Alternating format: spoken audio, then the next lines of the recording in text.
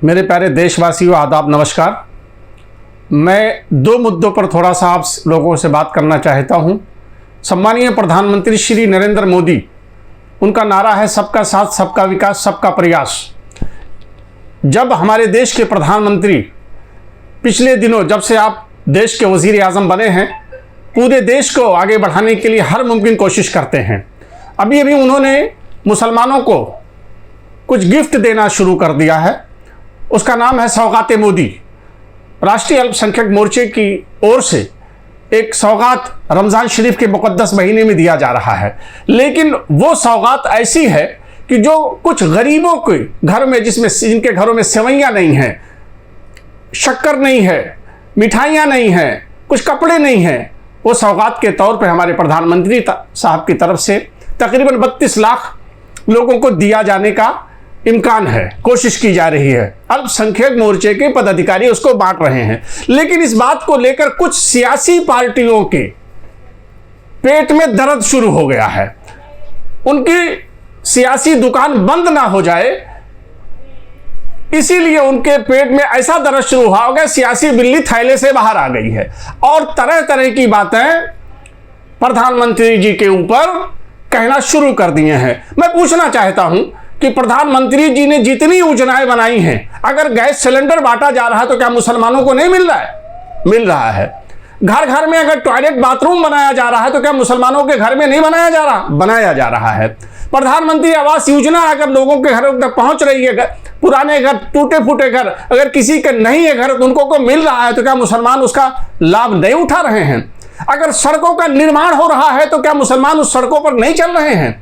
Gas, petrol और दीगर चीजें लोगों को अगर सही ढंग से मिल रही है तो क्या मुसलमानों को नहीं मिल रही है? सब मिल रहा है, लेकिन मुखालिफ पार्टियों का कोई काम नहीं रह गया। अब अगर प्रधानमंत्री जी ने देश के मुसलमान, गरीब मुसलमान को, दबे कुचले मुसलमानों को अगर कुछ गिफ्ट देना शुरू किया है, तो हमारी मुखालिफ पार्टियों के पेट में दर्द शुरू हो गया है कि मोदी जी लोगों को बहका रहे हैं गिफ्ट दे करके। अरे मोहब्बत का ये तकाजा है। आपने तो आज तक कभी किसी मुसलमान को दिया नहीं, लेकिन अब जब कोई शख्स दे रहा है, देश के मुसलमानों को मेन धारा से जोड़ने का प्रयास कर रहा है, उनके घरों में अगर खुशियां लाने की कोशिश कर रहा है, तो आपको ये हजम नहीं हो रहा है। और दूसरी बात यह है कि वक्फ की मिल्कियत पूरे देश में हजारों एकड़ जगह वक्फ बोर्ड की तरफ से दी गई है, हमारे पुरखों ने दे रखा है, लेकिन डेकारू लोगों ने उस पर ऐसा कब्जा कर रखा है। क्या वक्फ बोर्ड की मिल्कियत से किसी गरीब लड़की की शादी की जा रही है? मेरी जानकारी में महाराष्ट्र में कई 100 एकड़ जगह हैं, लोग उस पर कब्जा किए हुए हैं। क्यों भाई? क्या उस प्रॉपर्टी को इसीलिए दिया कि चंद मखसूस खानदान के लोग उस पर कब्जा किए रहे? मैं पूछना चाहता हूं कि अंबानी परिवार को, जिस पर उस पर बंगला बना हुआ है, किसके दौर में दिया गया वक्फ की जमीन को? कांग्रेस के दौर में, बीजेपी की सरकार नहीं थी, क्यों उससे पैसा लेकर के दिया गया? आज भी सैकड़ों एकड़ जगह पड़ी हुई है जो लोगों ने उस पर कब्जा कर रखा है। ना तो उस पैसे से कोई IAS IPS मुसलमान बन रहा है, ना पढ़ाई के लिए कोई इंतजाम किया जा रहा है। इतनी बड़ी जगह हमारे पुरखों ने दिया, क्या इंतजाम? माननीय प्रधानमंत्री जी ने पूरे देश के मुसलमानों के लिए एक दिशा तय किया ताकि उस पैसे के लोगों को अच्छा फायदा पहुंचे। और उस फायदे को देखते हुए जब लोगों ने देखा कि अगर यही हाल रहा और मुसलमान भी तरक्की करना शुरू कर देगा, इनके दौर में जब देश आजाद हुआ था तब तकरीबन 30% लोग फौज में हुआ करते थे, आज 3% नहीं रह गए। कौन जिम्मेदार है मुसलमानों की बर्बादी का?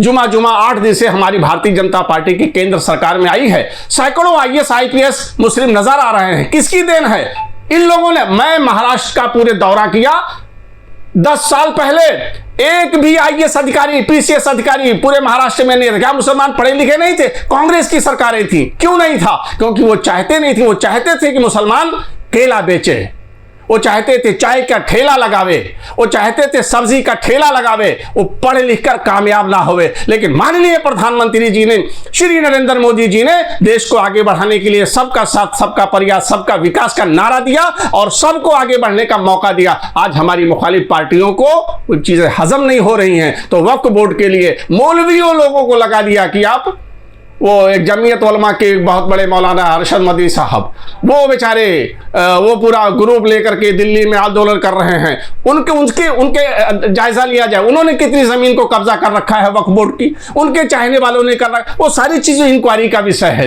अब जिस पर सही ढंग से मोदी जी का हथौड़ा चल रहा है, आज उन लोगों के पेट में हजम नहीं हो पा रहा है। लिहाजा मैं माननीय प्रधानमंत्री से गुजारिश करता हूं कि देश की जनता को न्याय दिलाने के लिए अगर ये जैसे दलाल लोग आगे बढ़ते हैं तो उनको कुचलने का प्रयास कीजिए। यह हमेशा ना देश के हैं ना अपने समाज के हैं, और अगर इस तरह का आंदोलन करते हैं तो मैं देश के मुसलमानों से गुजारिश करता हूं कि ऐसे लोगों के बहकावे में ना आकर के भारतीय जनता पार्टी के नेताओं से कांटेक्ट कीजिए और उनसे सही तरीके से मशवरा लेकर के वक्फ बोर्ड के जो कानून बनाए जा रहे हैं उसका सहयोग कीजिए। जय हिंद, जय महाराष्ट्र।